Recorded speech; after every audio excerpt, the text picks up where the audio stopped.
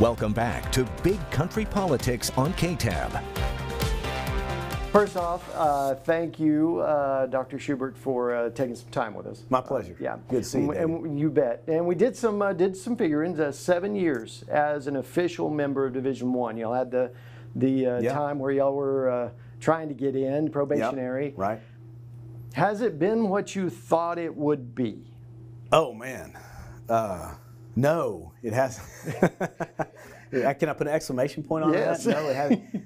There have been some amazing parts of this journey that I never could have anticipated. So obviously the most notable was beating Texas in March Madness. I don't know how you can ever imagine what that's like. I still to this day say that's the greatest sporting event I've ever been to in my life by a factor of 1,000. Yeah. And to be in that situation, and you know, I think you always know that that's a possibility, but to think that, okay, that happened, right, and then to relive that and the impact it's had on our programs, on our university, on our community, those that follow ACU and ACU athletics has been tremendous. And then maybe more recently, trying to anticipate the volatility that is just cascaded through this landscape of Division I athletics and athletics in general, with transfer portal, NIL, all the different conference, realignment that has taken place. It's just the one thing that I've learned in college athletics, at least today, is there's no chance it's going to look the same tomorrow as it does today. Okay. And you didn't know that going into this, right? I don't think I knew that nearly to this level. I mean, the ups have certainly been a lot higher than I could have ever anticipated. Some of the challenges have been more constant and present, and more volatility than I would have anticipated. It's not that I ever anticipated that this would be a stable, standard landscape where we could accurately predict what was going to happen next, but the level of back and forth and changes and movement has been well beyond what I would have ever expected. Okay, speaking of movement, the Western Athletic Conference, y'all moved into it, I think, 3 years ago. At the end of next school year, there are going to be fewer members of the Western Athletic Conference than there were before you got in. Right. There were 9 then, there's going to be 8, if things happen the way they're expected to happen. What does ACU stand with the Western Athletic Conference? Are y'all still very confident in the conference, or is it starting to get shaken a little bit? I think that knowing and expecting the volatility, being in a position like this, can't be too surprising, because you recognize all you have to do is look around.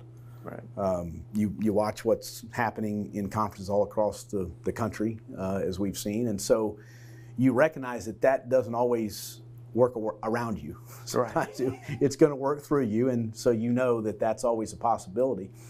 So I think we're pretty comfortable in the WAC currently. There was a time, by the way, when we came into the WAC, and then within the first year we were there, we were going to have 8 Texas schools in the WAC. Right. I think in a matter of days, that's probably going to be down to 3, because I think you'll see another one of the Texas schools exit. Right. Within the next 4 to 5 days will be a public announcement. That radically changes the landscape, because the travel costs, student athlete time out of class, I mean, there's lots of different impacts of a conference reshuffle that it has the kind of impacts that this one does. But you also get a pretty good runway. So one of the key things that you have to look at is, do you maintain your automatic qualifiers for postseason play? That's always a big factor, is you've got to be in a conference with enough teams, enough sports, that when your team wins, whichever team wins, they get an automatic bid into the NCAA playoffs. Right. Huge issue. That also attaches itself to the financial distributions that come through the March Madness contract from the NCAA. And those are not insignificant dollars. Those are substantial by any measure. So as long as you maintain 6 teams competing across each sport, and you maintain your ACU, your automatic qualifier, and you have access to those financial distributions. And if you fall below the 6, you're put on a 2-year probationary cycle. So that clock hasn't started, because, as you noted, we're still above 6. And so I think that if I were to look out across the landscape, any opportunity that ACU might want to pursue, if it's available today, it's going to be available in a year or 2 or 3. That's true. So our priority is going to be to stay and build the WAC.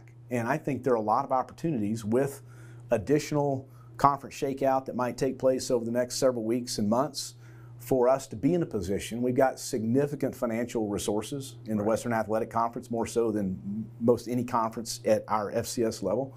And for us to be looking for what opportunities might emerge that we could take advantage of in this time of shuffling that could really reinforce what we're doing in the WAC, and that's going to be our first priority. And when we come back here on Big Country Politics, we'll have more from our conversation with Dr. Phil Schubert continues. We'll be right back in 2 minutes. Welcome back to Big Country Politics on KTAB. You mentioned not enough schools in football. Is in this part of the country, football is pretty important. Yeah. Y'all had you and the 3 other football playing schools, and probably going to go down to 2 others. Had to go find a partner. Right. Is that something that can exist long term, or is it something that you feel like that the WAC needs to start thinking toward finding institutions that have football? So I think the answer to the question is yes, it can exist long term, and what you're referring to is the alliance with the Atlantic Sun, right? Where we do together. It's really their automatic qualifier that sits at the Atlantic Sun that we partner with them to have a conference called the United Athletic Conference that plays football. And so that can exist for as long as we need it to, but I don't think we can count on that, or nor would we necessarily want to. So to your specific question, yes, I think one of the priorities for us in staying in the WAC and building it will be specifically to look for additional football playing schools that might allow the Western Athletic Conference to build an automatic qualifier of its own.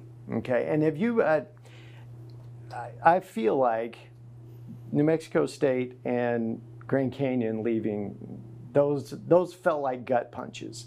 Other schools come and go, but particularly New Mexico State, people knew New Mexico State. Yeah. There's a history. How do you go about replacing those?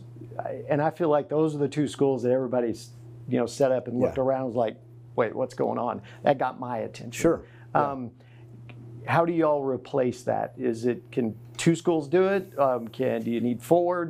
Is there a number?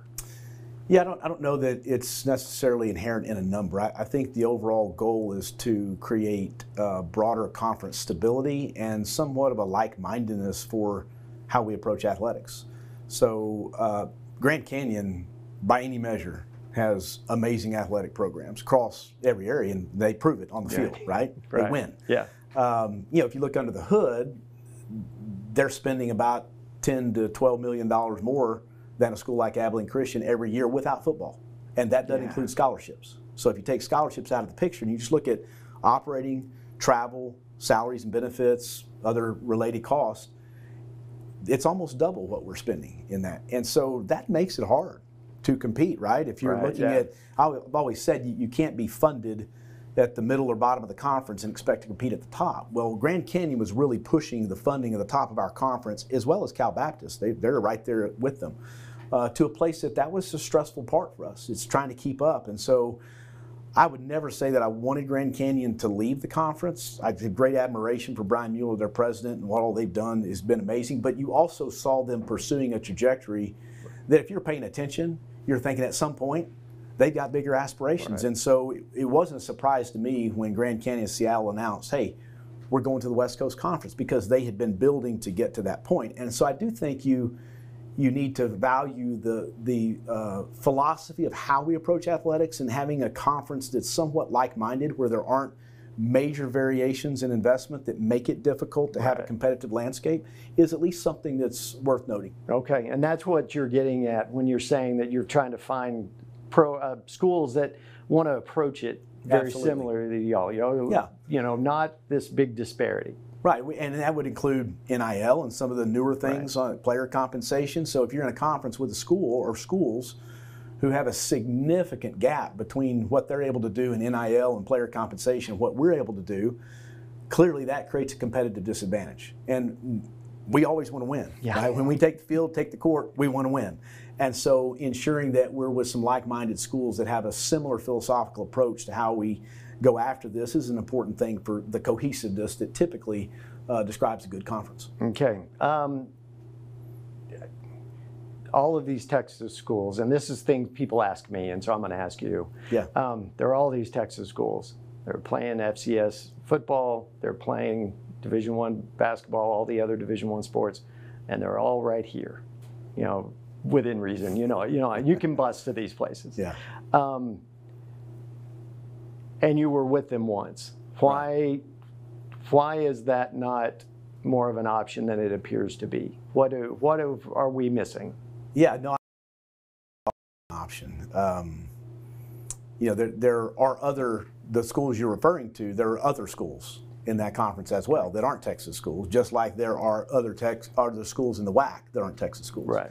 So if you're asking me, would I love to see a all Texas conference at some point? You better believe I would. And if I ever get the chance to bring something like that about or have influence on bringing Texas schools together under a Texas brand to play Texas sports together, and especially football, man, we would jump at that chance. Okay. Well, that sounds good. I like that. Let's hope for that. Yeah, West Texas A&M kind of brought something up like that. Walt point, Windler, right? Yeah. Their current president, kind of did a white paper on the concept of an all-Texas conference. And, if there was ever a state in the country that could do that well, it's Texas. So maybe there'll be an opportunity with all the movement that's taking place for that to emerge as something we could pursue. Okay. We would certainly be interested in that.